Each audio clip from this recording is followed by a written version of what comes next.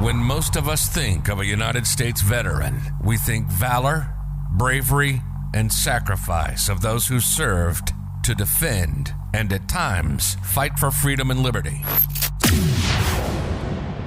Welcome to Operation Purpose. This is your host, John C. Hansen. I mean, you expect your country to do the best for you, but sometimes you find out later on that we're just the guinea pigs. So, and it's tough, you know. Talking to a medic, we got on subjects of did you get your anthrax shots? Because back in the late 90s, early 2000s, they administered anthrax to protect us in case we were ever came across it. And I still don't know. I mean, do we just die slower if, we come across anthrax? I don't know. But so we get the shots, and he asked if I received I think it was a set of 5 or 6 shots, and then it was an annual booster, and I think I received 2 of those, 2 or 3. And he's like, well, how's your memory been? And I said, it's been going downhill the last 15, 20 years or so. And he's like, how's your sense of smell been? And I said, that's same thing. He's like, those have been linked to anthrax. Now, I haven't had the VA confirm it yet. And maybe a listener out there might be able to confirm it if they will. But I'd love to learn a little bit more about, what the side effects of anthrax. And there were people getting dismissed, discharged, honorable or dishonorable because they refused to receive that anthrax. Wow. So yeah, it was a rough time frame, but yeah, things like that are being linked to burn pits, over in the desert, Afghanistan, Iraq, and Saudi, the whole area. But you just breathe in that junk. Sure. And it's terrible. And you're not going to know until further on down the road. Well, I'd say my boy just had his anthrax shot before he went overseas. Oh, are they still doing it? Oh, yeah. They are. Oh, fun. So curious how many he received. I don't know. Didn't ask. No, certain things. But hopefully we can get some better direction. And 2, it was certain vials or certain lots that were identified as being linked to certain side effects. So maybe they've, perfected some science behind that now, if they're still injecting our men and women in uniform with that stuff. But there were certain lots that no good. So hopefully he'll be okay. Wow. So we'll see. Yeah. It's just one of those things, it's like Dennis, he never said anything, and then he started having these side effects, and of course he didn't want to have any help, with it. Sure. But then eventually he had to ask for help, and then he got a diagnosis, and so he's totally disabled. The VA disabled him. I mean, he didn't want that, but this is how it turned out for him, and so, and I think, it's interesting that, looking at my experience, those 3 things, the fear of being alone, and then, working this anger management thing, that one of my counselors said that I was one of the most angry people they'd ever encountered. Is that right? And I didn't see it, but boy, they sure did. And I mean, it was pretty much a unanimous vote, it wasn't like one person. Oh my goodness. But anyway, and then the thing about asking for help, that was really hard, really hard. You have to think about people that are in uniform, people that are serving. If you have an issue, it is so easy to become disqualified to do your duties if you ask for help because you're having some psychological concerns. Right. And if you go to your chaplain or you go to your doctor and you say, I got some issues here. And for me, I remember back in the 70s when I served in another command where I was on a personnel reliability program, I was nuclear certified, I was no loan zone certified. I mean, all of these things. And in order to do my job, I had to maintain those certifications. Right, right. Well, if you have any emotional issues or you have any psychological issues, you're going to Couldn't be get certified, could you? You're going to decertify, and you're Sure. not going to be able to do your job. And first thing you know, you're going to be out the door. And so it's kind of a double-edged sword that the military throws at their members. On one hand, they say, we want you to be healthy. We want you to feel that you can come for help, and we're there for you. We have all of these things in place to help you. And on the other hand, they will remove your certifications and they will put you under suspension or observation, and kind of remove you from the mainstream. Now that affects a lot of things. That affects promotions. It affects your income. It affects your family. It affects a lot of things. So when you experience trauma, whether it be a physical trauma or emotional trauma, or you have some issues due to side effects of medication that you don't understand, Right. you go for help. Man, oh man, you are at the mercy of the system then. And Hopefully it's gotten a little better because hopefully, they encouraged, being in senior leadership, you'd see it, and we would encourage, people that would need it. But then to go talk to a chaplain or mental health, and I just those two words, mental health, carry a stigmatism that oxymoron. we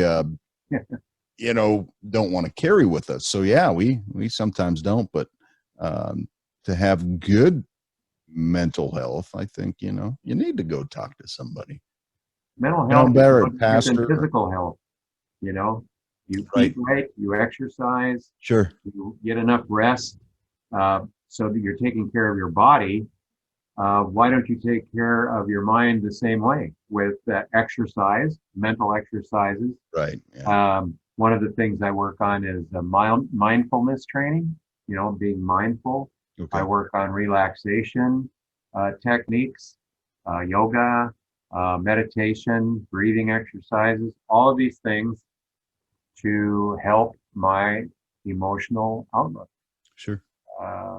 And, there was a time where you would have been roundly shamed for doing those. Oh yeah. Yeah. I used to make fun of yoga.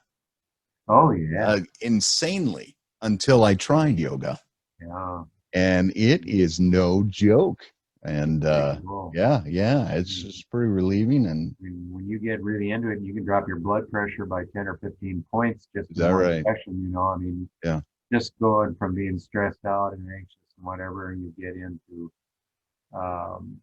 that state where you're totally relaxed, but again, mental health is a very important thing. And I know one of the things that you talked about, John, and I know it's something that you really want to delve into in the future is, when we talk about this feeling of being alone and the anger that we carry with us, and then, for some, and for most, the inability to ask for help.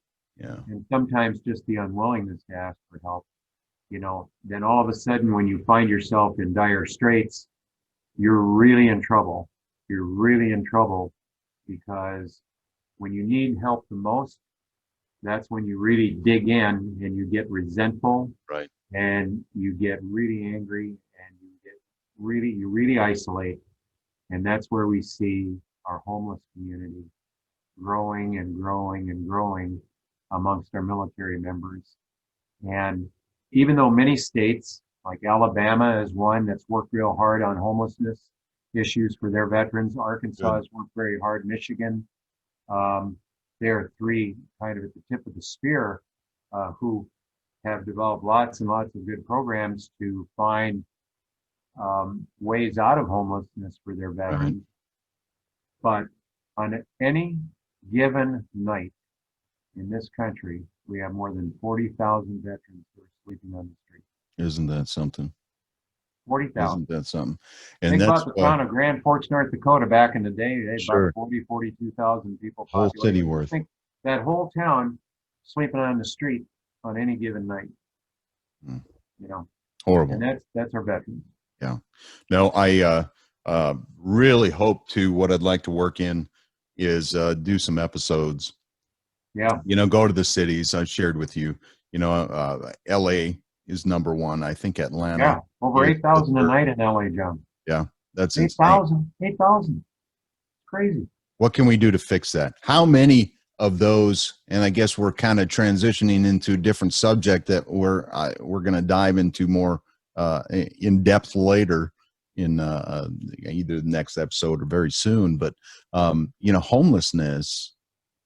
Do you think 20% are content with being homeless? They don't want the grind of I use responsible lightly, but they don't want the grind of being back in the world.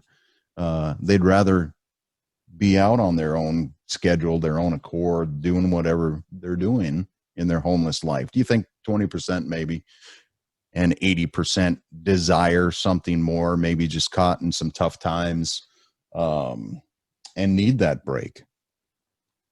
Wow.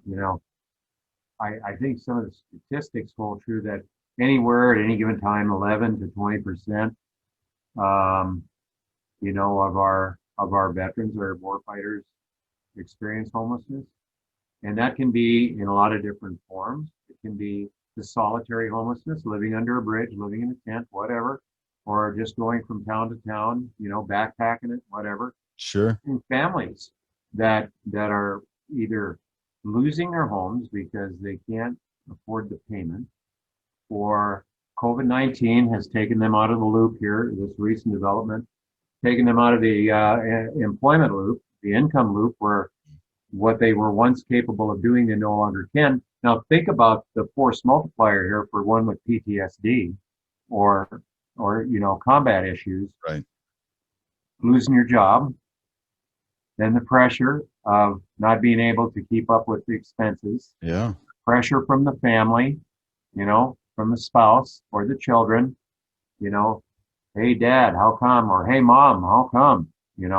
Why this, why that? Sure. You have no answers. You don't? So, PTSD, like I say, it's a shapeshifter. And depending on the times that we're in, all of these stressors can come to play. They can come home to roost, right on your shoulders at the very worst time. Yeah.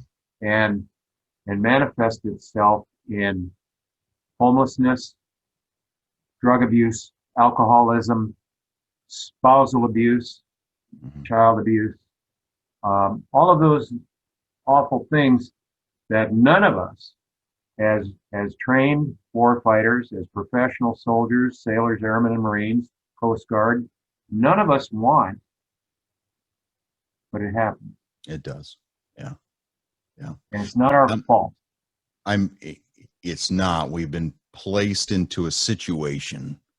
Now our fault would be, sure, if we, explode, maybe don't handle the anger right and beat a spouse, or, it's not good. I mean, the seed of it, may have been planted obviously with something in the military, but let's see how we can trim the tree back a little bit. But yeah, again, with reaching out and getting some help. But I'm curious now to see the numbers. How many was it? It was astronomical. 30 million jobs were lost or something through this whole COVID. Oh, yeah. 33 million. It was. There's no recipe incredible. book for this thing. I No. mean, what happened, never been experienced before on this scale in modern times. And so, we're all scrambling. We've all dug in. We're doing what we can, and it's tough. It's tough for everybody. It is. I'm trying to pull up right now as we chat. Foreclosures due to COVID. I don't know if Oh, yeah. You know, the VA, and again, back in my time, the VA didn't even want us knocking on the door, you know, back right, in the yeah, 70s. they don't want to They, mess with that. yeah, they didn't want us around.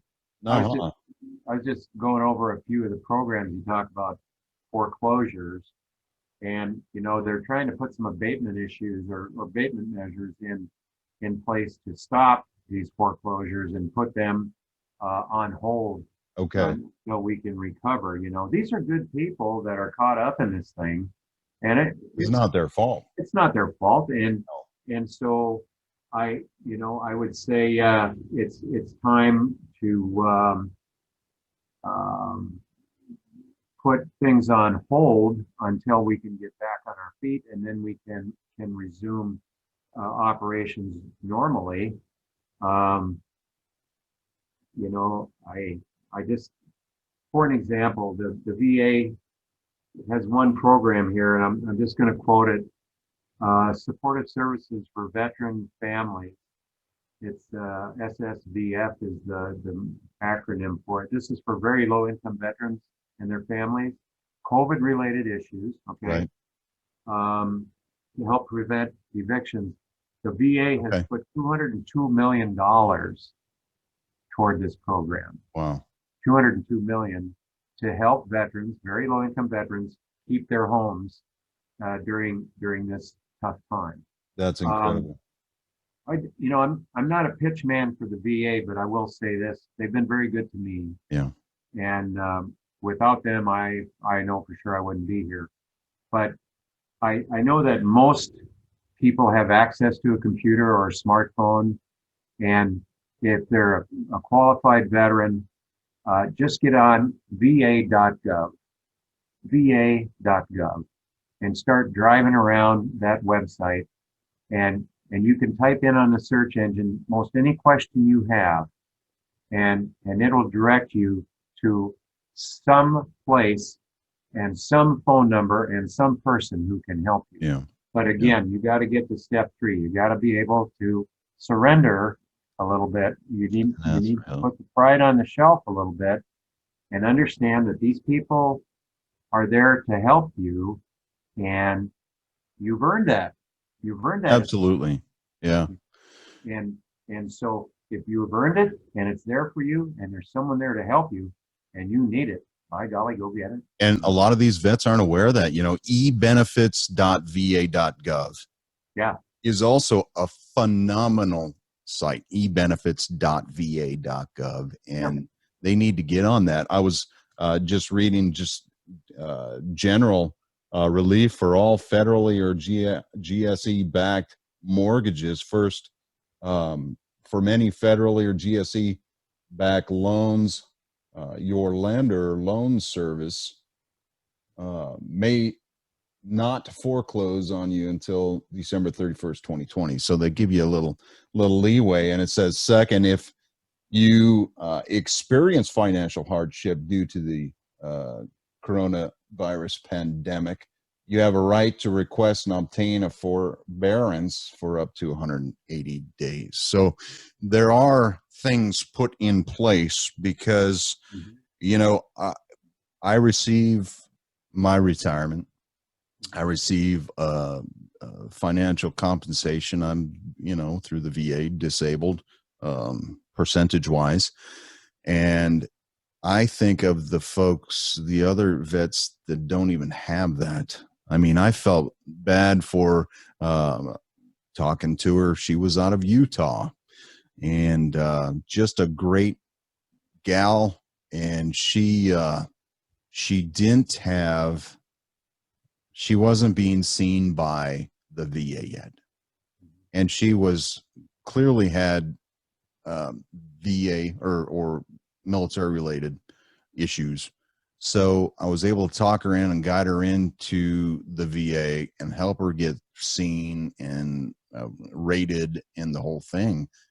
And, you know, getting out Nowadays, they have your transition assistance program, or your TAP, that you go through, and it's phenomenal. And part of it is they schedule a representative with the VA to go through your medical record and see if you qualify for any rating. And I did upon exiting, so I go connect right with the VA upon retiring. And so in my ignorant mindset, I just thought vets that finished with the military had access to the VA hospital and the clinics and everything else. And that wasn't the case unless you have a rating with them.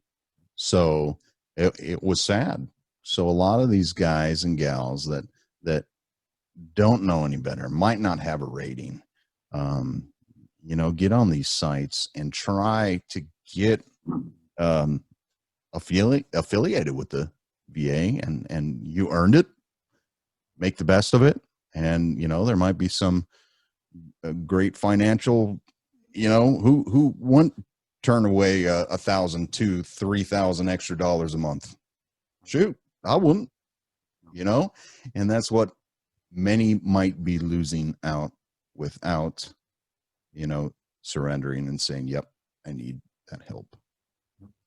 So it's incredible. And, I cannot overstate or overemphasize the importance of a line of duty determination. I know there are unfortunately there are some who really have no claim. They have no basis for a claim, but they're in there trying to get their check. I hear that, and unfortunately, they don't have any foundational evidence to support their concern. Right. So, for any veterans out there who are listening, your listeners, those who are suffering, and something happened to them in the military, it's just got to be documented someplace. If you had a fall and you boogered up your hip or your back, if it's in your medical records and you were on duty at the time that you were injured, or maybe this was a chronic thing that just built up over time, the type of work you had. Maybe you were a loggy, you're out there humping freight every night, packing the C-17s and the C-5s full of stuff, and you're really working hard, and now you're older and you're starting to really suffer. You're paying for it, and you had gone sometime during your service career and complained or presented an issue with your back or your shoulder or your knees. That may well qualify you for a line of duty determination to get assistance with your ailment, including, as you say, monthly compensation because you no longer can work like that. You no longer can lift and perform those duties, but also getting you the medical care that you need. You would qualify for one of the 8 levels of medical care, and through the Veterans Administration. And believe you me, they've got the latest technology, the best equipment, and more medication than you can shake a large stick at. They give you all you want. Yeah, it is good. It is really good. So again, but it's just like they'll say about the casinos: you can't win if you don't play. Yeah. Well, you can't qualify if you don't ask. Yeah. And even if they have seen a VA rep and we only have 30%. Well, when I was stationed in Virginia, there was a gentleman in the church. He was given or awarded 30% with the VA, but he had symptoms. He had issues that should have granted him more. Well, the VA, they can be a little hard-nosed. Sure. So he got a hold of the DAV, and the DAV really went to bat for him. In the end, he came out with 90%. Wow. So maybe you've seen the VA. and it didn't quite get the answer that you thought you should. Go talk to a DAV rep in your area, and definitely see what they can do. Mhm, mhm. So, Along those lines, I have a friend he serves American Legion out of the Stillwater, Oklahoma post, and he is a service officer. He works on Wednesdays, and I did have a conversation with him, John, about perhaps doing a guest shot on your show. This guy is he's really sharp. He's been around a long time. He's a former CB in Vietnam. oh, CB, yeah. Yeah, CB, them construction guys, Yeah, they've been around a little bit. Yeah. And what is his name? His name is Bobby Bryant, and he's a past National Vice Commander of the American Legion. And Bobby's got a lot of experience going way back 2012-13 timeframe. Bobby was the local Veteran Employment Representative of the Year, both in 2012 and 2013, for the American Legion, the DAV, Wow. and the VFW. So at the state level, all three of those organizations, he was the state employment representative for veterans. And in 2013, he was the national local veteran employment representative of the year for the American Legion. So he knows what he's talking about, and he'd be very interested in sharing some perspective. Oftentimes, as it was for me, and you and I talked about this on the last show, I had 27 jobs in 10 years. You had several over your time since retirement, and I just couldn't find my place. I could never really find where I fit, where I belong. Right. Well, your local veterans employment representative, that's his or her job to help you find that right fit, and they'll do that. That's why they volunteer to serve in that capacity. And along those lines, the VA also has a program now.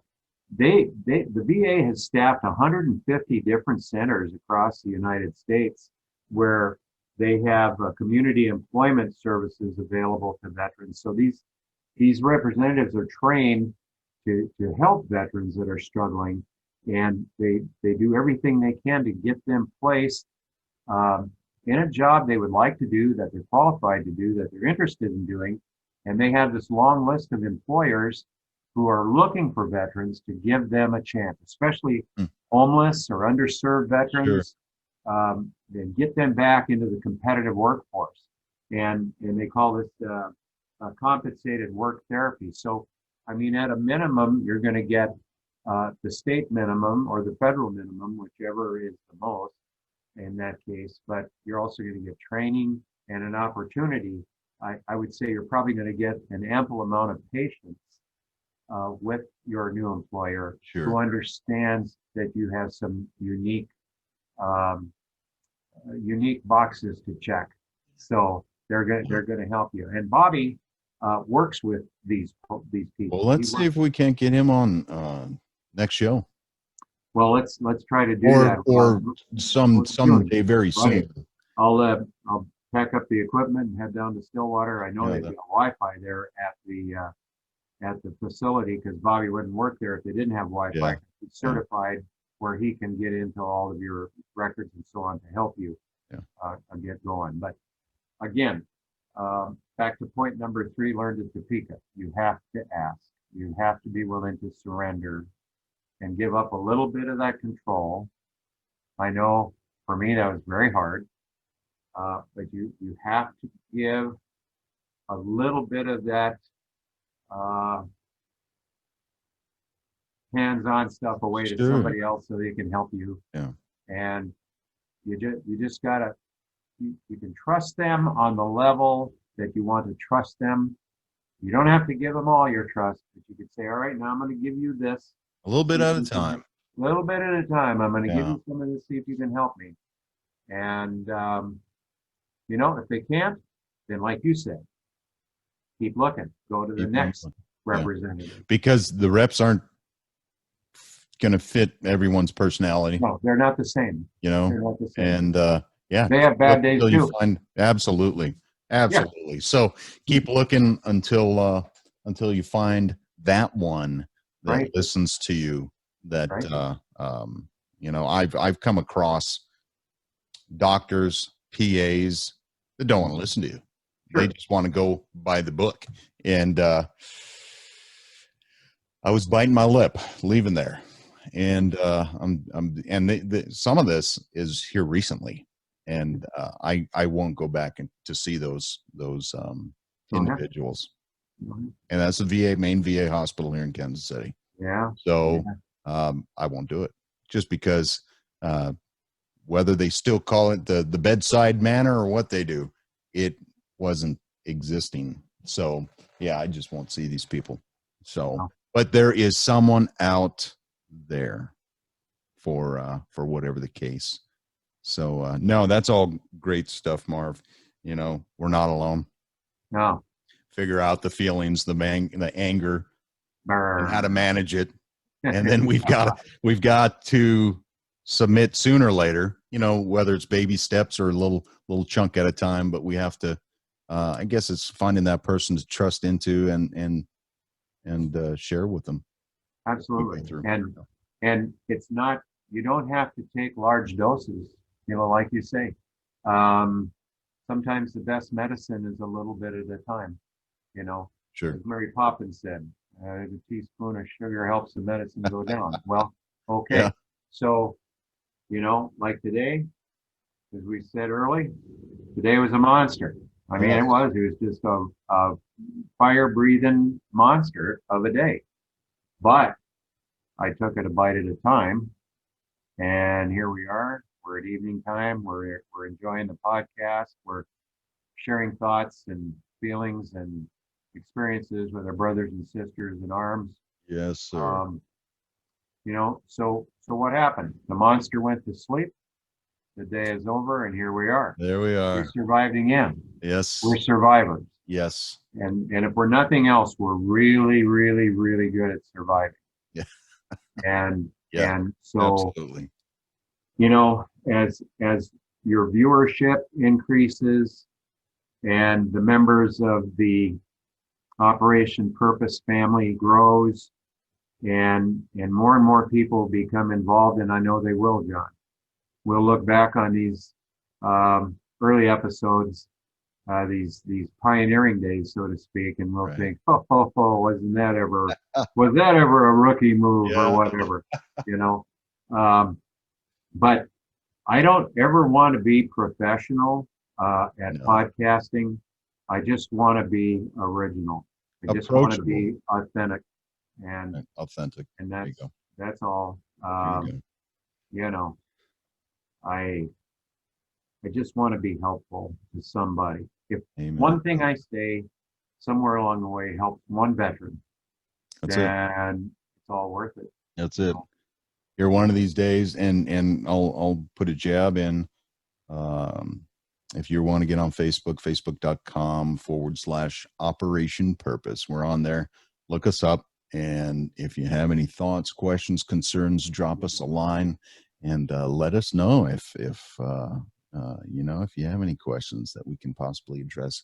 We'd love to hear from you. So And you'll let's have the make it a website up reality. and going someday too, right? What's that? The website will be up and going here Yeah, quick. yeah. In fact, I need to email the rep tomorrow, and hopefully by next week we'll be up and going. That'll be so great because you'll probably have a portal there where people can write Right. and Yep. and send in questions and observations. Well, actually, let me retract a little bit. Okay. If you went to there now, it says coming soon, but you can leave me your information, and I will email that information. So you can, if you want to, right now. There is a means, and you can't miss it. I mean, it's the entire center of the website. So operationpurpose.org. If you have any questions now or thoughts, concern, well, shoot me a line and let us great. know. I hope someday you're actually, I mean, I hope it turns into almost like a call-in thing, Yeah, where yeah. Go live. half the show is Sure. news and views, so to speak. Yeah. And then half the show is call-ins and and sharing, That'd be Of course, great. you got to get to the old, what is it, the 7-second delay. Just in case somebody is really, really That's angry. That number 2, they haven't conquered that yet. Right. Still working. So, all right. Well, Well, let's good go night. ahead and sign off for the night. Yeah, And, been a good night. Thank you. That's And, great. Marv, thank you appreciate for the being on. opportunity. And I hope to foresee many more with you. Absolutely. I appreciate this opportunity. And like I say, who knows who we touch? Who knows how we touch them? Yeah. But if we make a difference in this world, a good positive difference, there's just no greater mission. Yeah. No greater mission. You've been listening to Operation Purpose with John C. Hansen. Thank you for listening to the show. We hope you've gotten some useful information, and we're proud to have you as a member of the family.